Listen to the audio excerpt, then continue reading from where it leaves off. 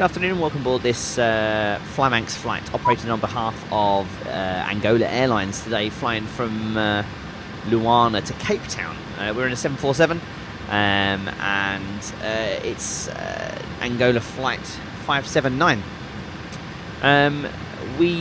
I've been spending a lot of time the last couple of days just sort of working out my flows and how I'm doing this 747 flight.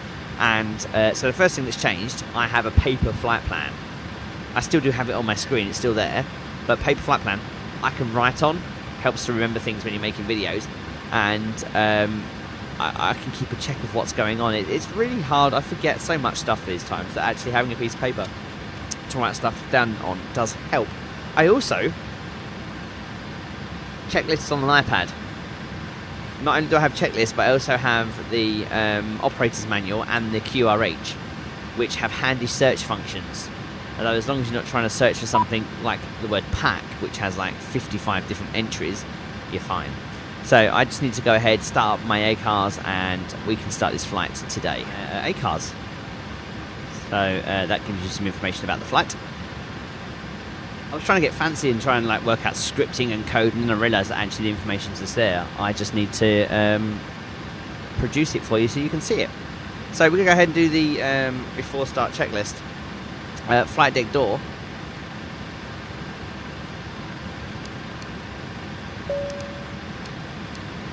Is locked. Closed and locked. Passenger signs are on. Main control panel. V2 today is 157, so we've got V2 plus 10 is 167. At the moment I'm just playing around with my V speeds until I can get a definitive, I used the word earlier, how things work. Procedures. Once I get a standard set of standard operating procedures, thank you, SOP. Once I get a standard set of SOPs I can work from, I'm playing around with it. Heading a 234, which is the runway heading, is actually 233. And an altitude, initial altitude today of 7,000 feet.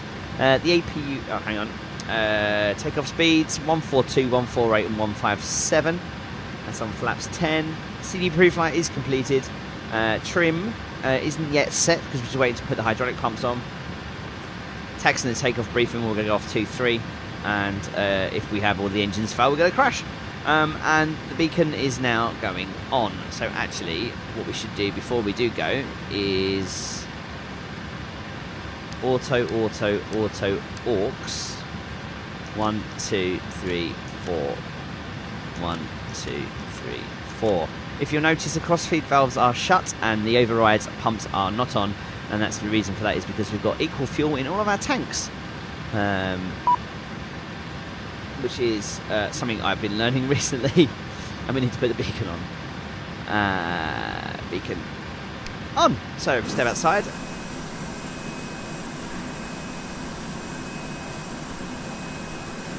There we are, all good to go. Release brakes. Brakes released. And chocks are still on.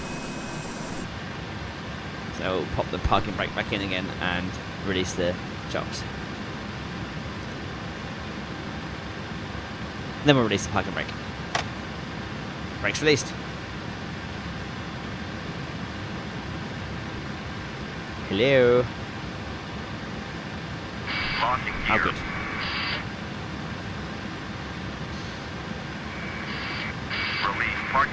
Ah, there you go. Brakes released. So we should be starting to push. Oh, this start crew is slow today, aren't they? Literally. All engines clear. Start that wheel. So he wanted me to set the parking brake just so I could release the parking brake. Oh well, at least we're pushing now. So we're going to start 4132. So pull 4. Hang on, I know what I've done wrong. Hang on. Before you do that, Mr. Mister, we're going to turn off packs 2 and 3. Then we can... No, that one. Then we can pull 4. The 4 should start. Fuel, air, leads.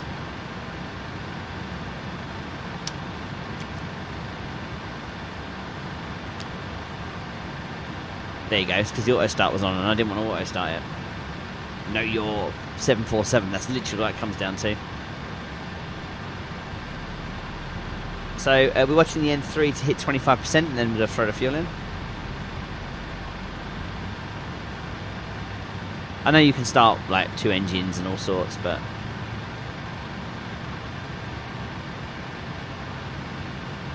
this thing's shaking like crazy. God, that's a tight turn. Look at that. Alright, on with the show. Okay, starting 1. Oil pressure. Set parking brakes. Brakes checked. Cleared to disconnect. Fuel on. So actually, as part of my pre-flight flow, I need to go hydraulic. I never went to the last panel, did I? So I need to be hydraulics, fuel, air. Hey, we're learning. Start 2. Oil pressure.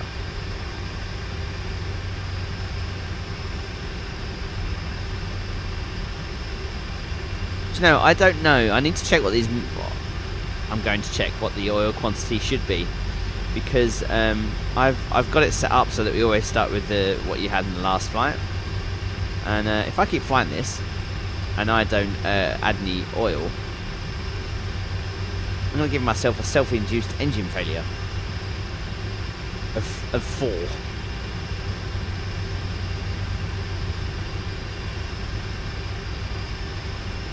Limitations, engine oil systems, page 75. Okay.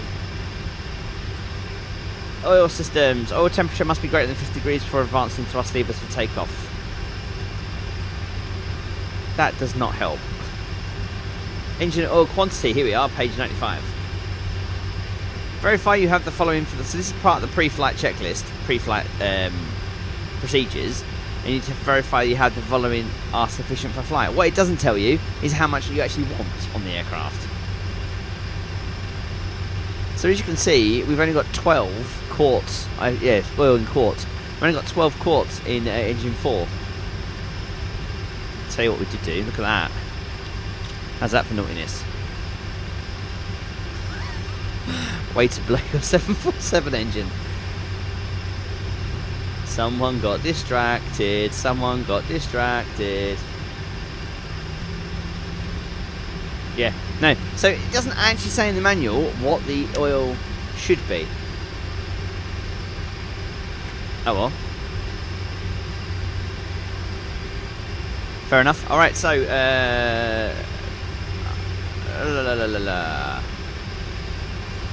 before taxi checklist. Anti-ice is not required. Recall has been, at least it will be, checked.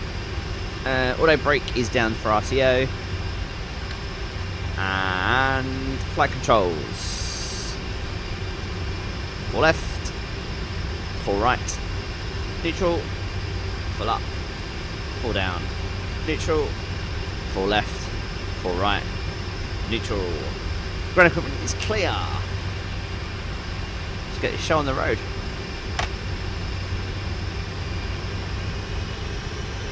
Approaching 07.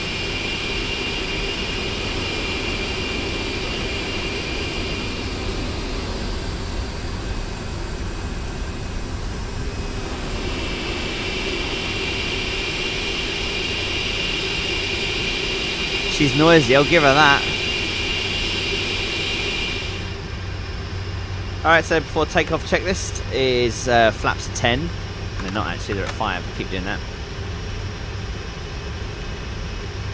Alright, so flaps 10, green light indicated and gated. Or gated and indicated.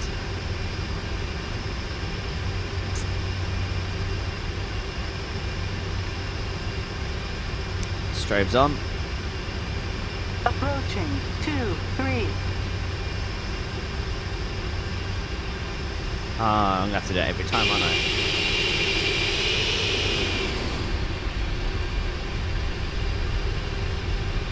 On runway 23.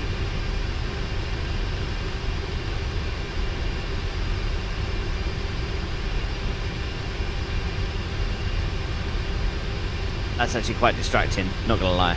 Let's pop the TCAS on. Ah, I've lost it. There it is.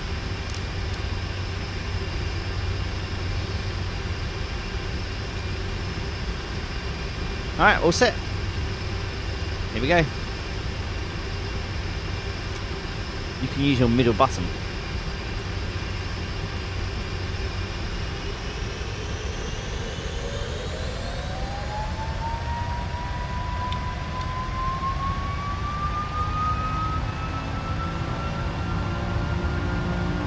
Airspeed alive. Check.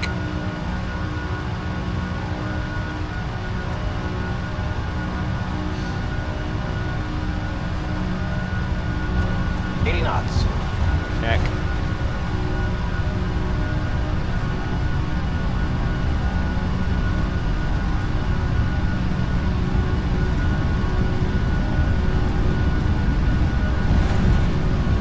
V1. Rotate. V2. Positive rate of climb. Gear up.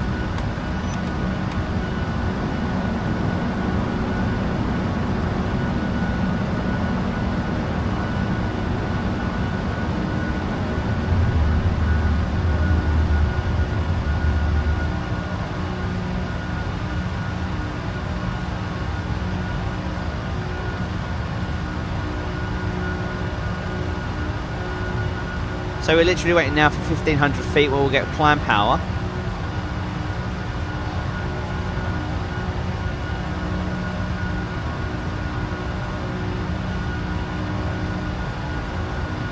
So there goes the climb.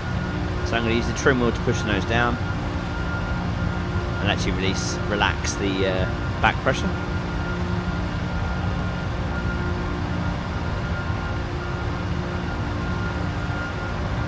Alright, flaps 5.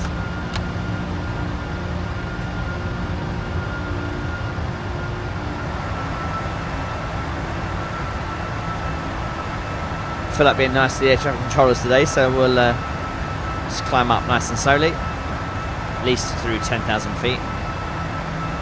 Transition altitude today was 3,000 feet, believe it or not. So after takeoff checklist, I think we can run that now. Landing gear is up and off, and the flaps are up. Release the cabin.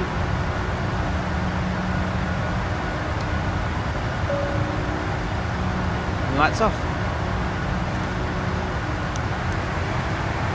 And we're away. So if you're watching the flight log video, I will see you in a moment. If you're on the stream, then I will stay here with you for a little bit longer.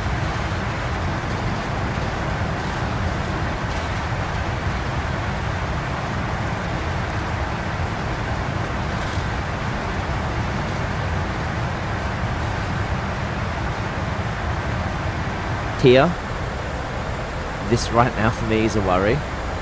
I can't get anything definitive to say that it should be a worry, but I've seen forum posts at 10 of engine shutting down, so this could go disastrous. All it talks about is on startup it needs more than 20, and before you start the engine, so I don't know. Let's hope the engines hold out, huh?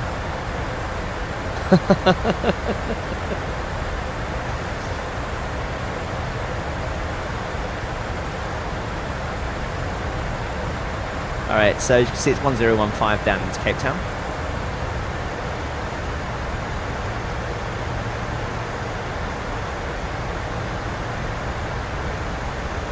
So the transition level today. And if you're unsure of the transition level and you get the charts. So if you look in the bottom corner there of the chart, it says, I appreciate it's being lit, it's got the light in front of it, so shining, but right in the bottom corner of the chart, it will always tell you what the transition level is. And I appreciate the charts cost money every month, but actually flying with them is more helpful than flying without. So just briefing for the approach. Decision height today of, we'll take a Cat 1 approach, 350 feet on the radio. Love me a scroll wheel.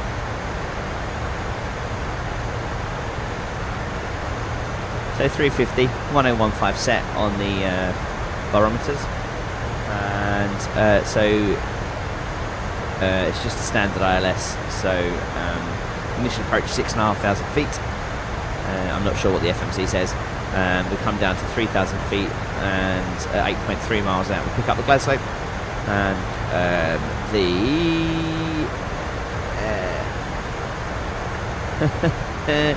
decision height is at 350, and the landing altitude, which is the aerodrome elevation I was looking for, is 151 feet.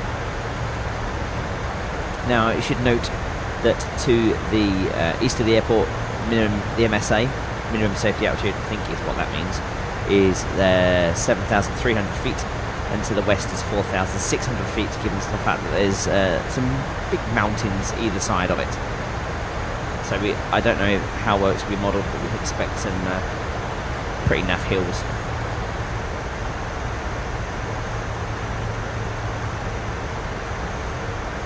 I'm going to put 6.5 up here, as that's what the plate says. It actually says vectors as 6.1, so well, 6.5 as per the ILS chart, and we'll hook up with the, as it's vectors, we'll come around to 3,000 feet, and just make sure we're at 3,000 feet before we hit the localizer.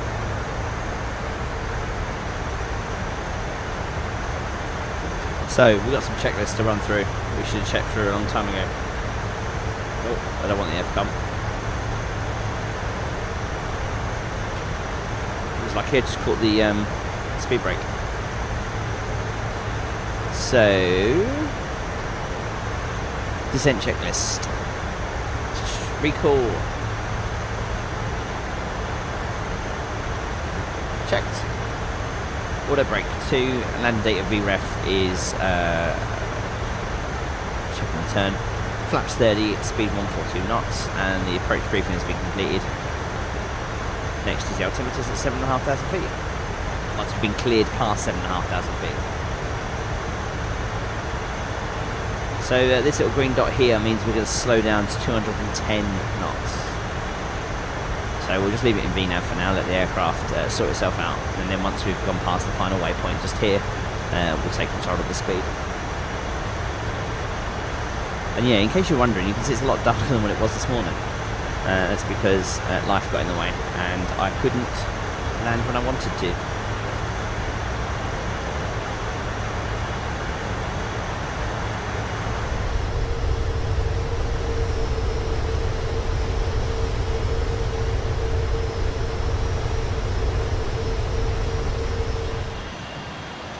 Yeah, it is. Sorry, I was just thinking this area here in front of us, 3,500 feet, is Table Mountain. It's quite famous for the area of Cape Town. I was going to read you some stuff off of Wikipedia about it, but I'm not sure if it's copyrighted or not. But interestingly enough, the top of the mountain is often covered by orographic clouds, which I've never heard of before. But if you want to have a look at an orographic lift,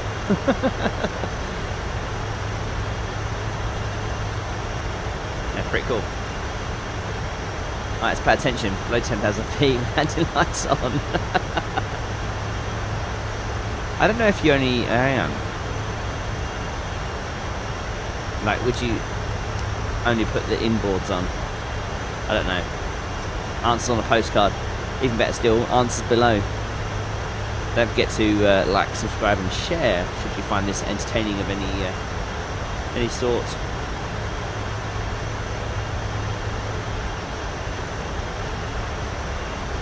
So as you can see, the green arc signifies where we're going to hit 6,500 feet. Exactly the point where we need to reduce speed to 210 knots. So what we'll do is we'll let it level off. We'll take the speed back to 210, and then we'll take control of the vertical side of things. Leave it in lateral navigation, we'll come around this way, and then we'll head and select set standard, or SNOT, set as 1015, and cross check. So we've gone to speed mode, vertical speed mode. Try not to push my luck too much with vertical speed, otherwise we'll speed up, and we don't want that. We want to stay at 210. Maybe even slower than that actually. What do we want? No, that's fair enough. As long as by the time we establish we're flaps 10, This is where it comes down to learning the aircraft. I suppose learning how the aircraft performs under weight. Obviously, we're close to us. What are we? Where are we compared to our zero fuel weight? We're 11 tons under our max zero fuel weight. We're fairly heavy in terms of the payload.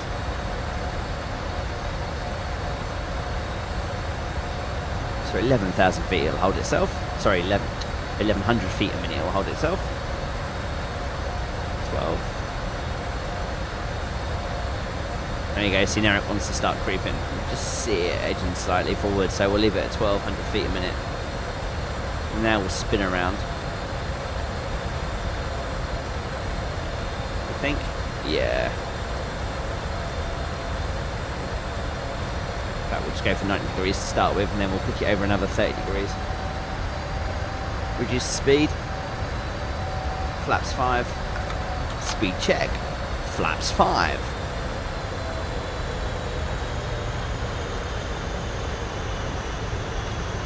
Now I'm aware that to not put so much stress on the flaps, you're supposed to drop the flaps at the lower end of what they do. So you get down here. But I noticed the other day when I was flying along at flaps 10 with my speed just above that green number 10, that the altitude seemed really, really high. So obviously to combat that, you'd speed up slightly and lift the nose down.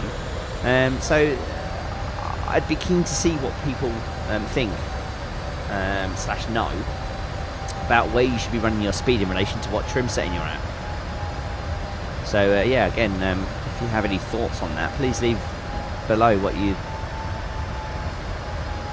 do. I mean, you see at the moment we're like 10 degrees, 5 degrees nose up at the moment, aren't we? So there's 3,000 feet. So what I've just done there is I've gone to the fixed page, put in the airport, and then put a distance of 7 miles. And that's where I'm roughly going to drop the gear. There's Table Mountain. So look at that, we're like, what, 7.5 degrees nose up?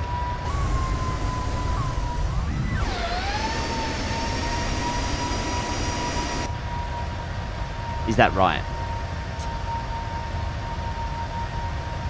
I don't think there's anything wrong with it. But is it right?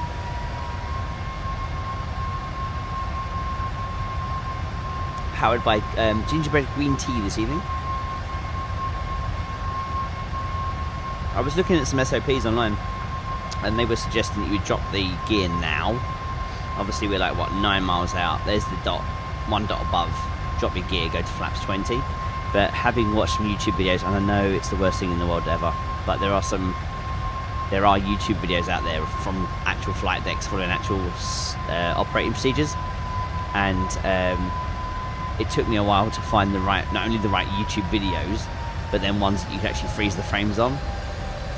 And I'm fairly confident that they're doing it at 2,000 feet, just like in the 777.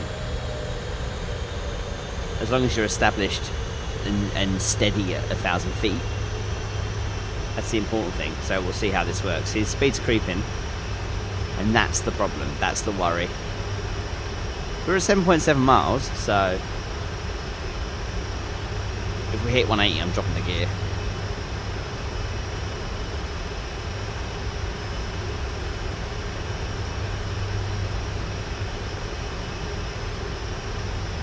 In fact, here comes 2,000 feet.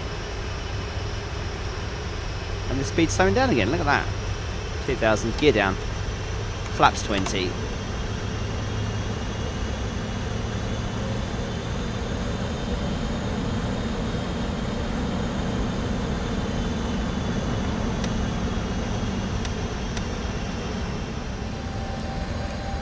I have control. 1,000.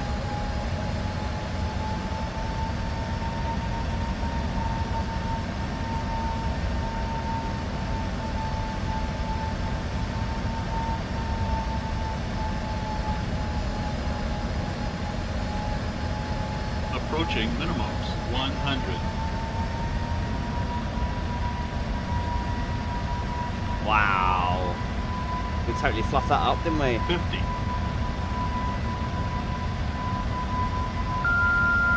Yeah. Going around. Long landing. Long landing.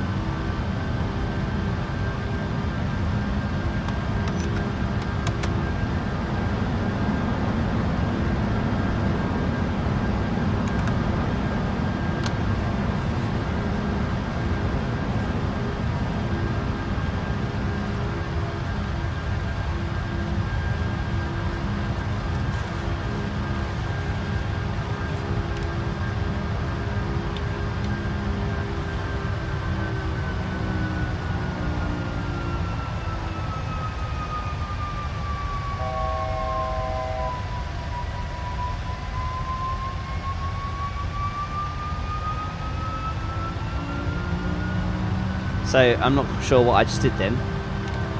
I can decide to fly the aeroplane, or you know, should just flown it like an aeroplane, like a Cessna.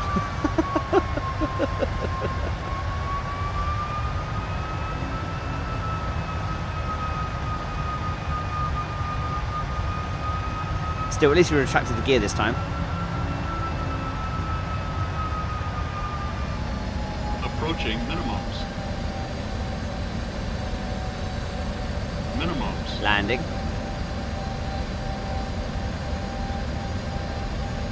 Now I'm too low. Can't win.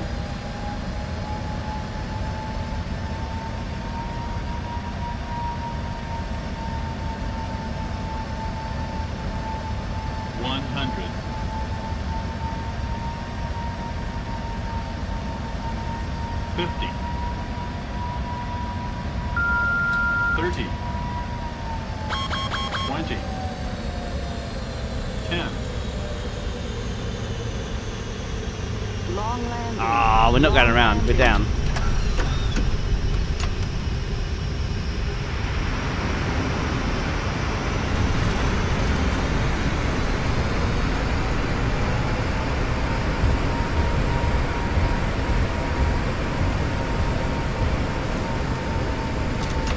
I learnt today that we close reverses at 80 knots. Disconnect the auto brake. So, parking brake set, seat belt selector off, engine bleed switches they're off, APU is fine, APU's on, it's fine, fuel control switches are off, hydraulic pumps. Now it says in order. Does it say in order? Hydraulic pumps, no, just off. Okay. Now you 4 is first, and then 1, 2, 3. So I'm actually going to go backwards. 3, 2, 1, 4. Fuel pump switches. Red anti-collision. What? Red anti-collision light switch is off. Exterior lights is required. Equipment coloon selector. It's below. It's just below 70, so we'll leave that as normal. Pneumatics panel. Air bleed switch is on. Isolation switches are open, and the parking checklist. So, parking checklist. Hydraulic panel is set, fuel pumps are off, flaps are up, parking brake is on, but now we've... Oh, hang on, I'll tell you what we need to do. Now that the chocks are set, we can release the brakes, let them cool down, and I need stairs on the back. Doors, next page, open, open, open, next page. Open, open, open. So, and that just about sums it up, really. And on the ground, 3 hours and 46. Just need to file the flight plan with the active air source. And yeah, so next we're off to Durban. That's actually a requested flight from someone who's been following us. So yeah, Cape Town to Joburg. Might be in the 737 just for a change. On X-Plane. We'll see how we go. Apart from that, thank you all very much for watching. I hope you've enjoyed this 30-minute vlog, and I will see you next time around. So thank you very much. Have yourselves a good time. Thank you very much. Have yourselves a good evening. My name's Liam, and you've been watching the Flymanx Flight Sim videos. One pilot flogging his way around the world, one flight at a time. Thank you and good night.